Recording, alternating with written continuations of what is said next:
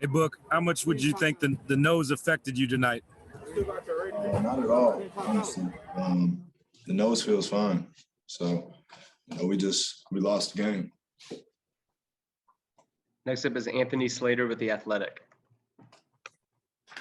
Yeah, Devin. What has Patrick Beverley done the last couple of games defensively that you feel like has been effective? He's ultra aggressive. He's denying, limiting touches.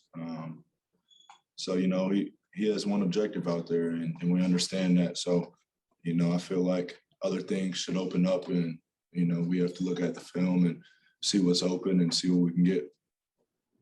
Next is Rachel Nichols with ESPN, followed by Dwayne Rankin. Hey, Buck, it's been a while since you guys lost a basketball game. Yeah. What was the conversation in the post-game lunch room? The spirit's high. We move on to the next one. That's what type of team we are. We've been that way the whole season. So, we're going to stick with that. We're going to come in tomorrow, go over film, regroup, and get ready for game 4. What were some of the biggest differences first time on the floor?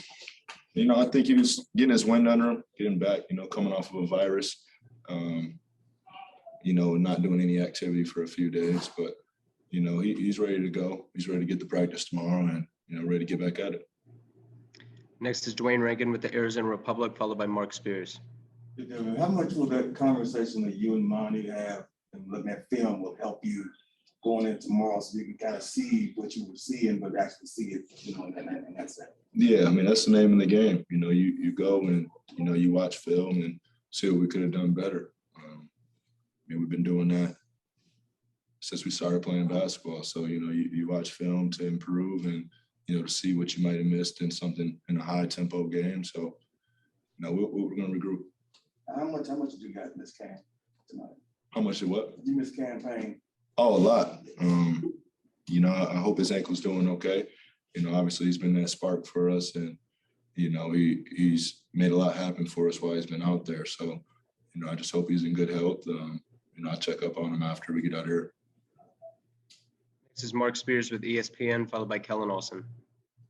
Look, I'm assuming this is the first time you played with a mask. How did you adjust to it? And also, you talk about talking to Rip. Yeah. The advice he gave you. It's fine, honestly. I don't really see it, or it doesn't affect me. I did talk to Rip about it. I've been preaching for a long time. He's my favorite player of all time. And, I've had short conversations with him in the past. And, I thought this was the perfect time, to talk to him some more and get some advice. So, he chopped it up with me for a minute, gave me some great feedback, put me in the right mindset to go out there. And, we have to just be better next game. What did he say? He said he stuck with it because, putting on his face, put him in character. He felt comfortable, getting in the paint, felt he had an extra protection. He had an extra layer. He said, just don't worry about it. Don't take it off when you shoot free throws. And just, don't let it be a distraction to you. Next is Kellen Olson with Arizona Sports, followed by Dave McMenamin. Hey, Book, in terms of getting to your spots tonight, did you like the quality of shots that you were getting for yourself? I'd have to rewatch it and see. I think so. Just sort of thinking back, I know I missed some that, I usually make or should make. But, it's part of the game. Next up is Dave McMenamin with ESPN, followed by Tressa Tudget. I think you told Rachel that she mentioned on the broadcast that the nose was broken in 3 spots. Yeah. You had to get it set. Just walk us through when you found out the severity of the injury. Were you able to sleep? Did you sleep a different way than you normally would? And what was the getting it set process like? That was probably the worst part. It was a procedure that they usually say put you under for, but we had a flight out a couple hours later, so they just numbed it up. All over the place. It felt like eight shots to numb it up, and then they go in there and they put it back. they break it again. They break it back in place. So, it was my first time experiencing that, but they say Cam Johnson went through it, so I knew I could. Next up is actually going to be Dan Wojcicki with the LA Times, followed by Gina Mizell. Hey, Devin. After game 4 of the Lakers series in the first round, you'd had kind of 2 rough shooting games sort of like this. And Monty said he told you just go hoop He also told you to go hunt a shot too, really early in that next game. How do you process mini slumps like this? Are you receptive to conversations with other people in it, or are you a guy that's just like, leave me alone? I'll get this myself. Mix of both, I would say. You know, I always hear people out, especially people I respect of mine. But, you know, I've been playing this game for a long time. You know, I've went through every type of shooting slump that you can think of. And, you know, the best advice that my dad gave me when I moved with them when I was 13 years old is have a short memory in this game. On to the next play, on to the next game, on to the next possession. So the quicker you can have a short memory and just be confident in yourself and the work that you've put in. And, you know, I've pretty much seen every type of situation on the court. So, you know, I believe in my work. So next game's gonna be better. Next is Gina Mizell with Suns.com, and then Greg Moore. Hey, but the last time you guys lost a game here, it was 2 days and then went on the streak that you guys were on.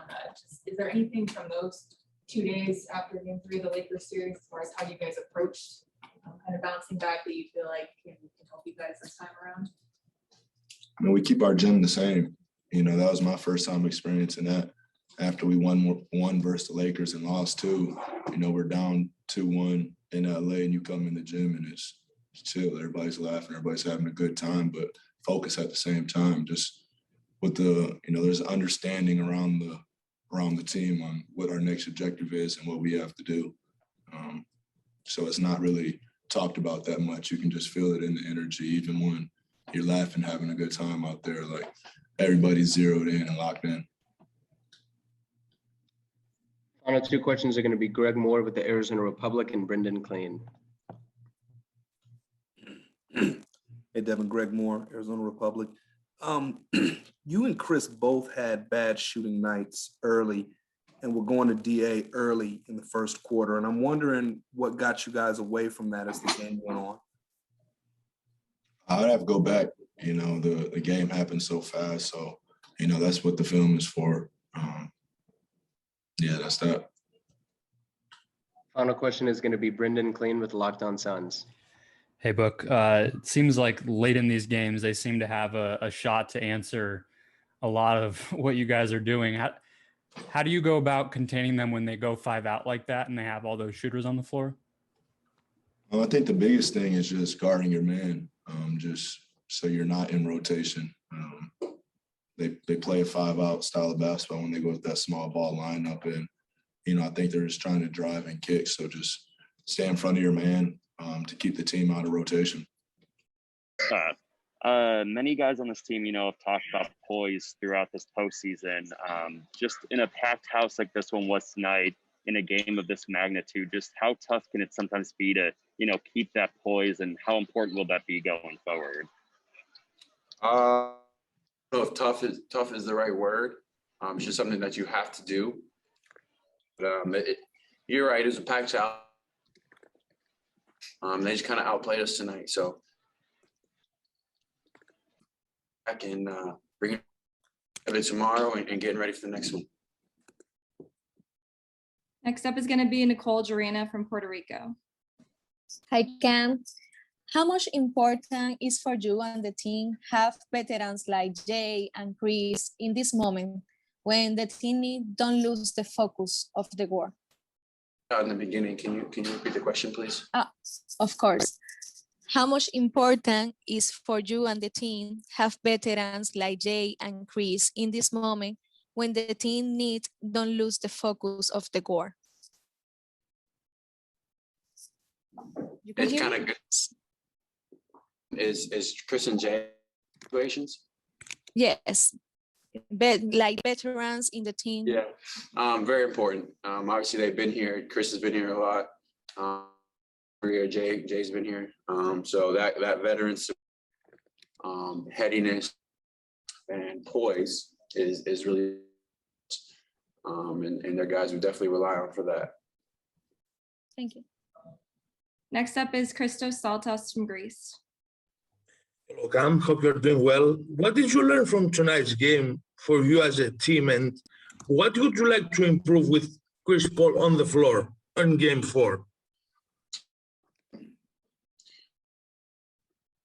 easy. And it's not that we didn't know that, but they definitely came out and gave us a good shot today. And they played better than us. They played harder than us. The big thing is we just got to keep our heads, weather the storms, and listen for the next one.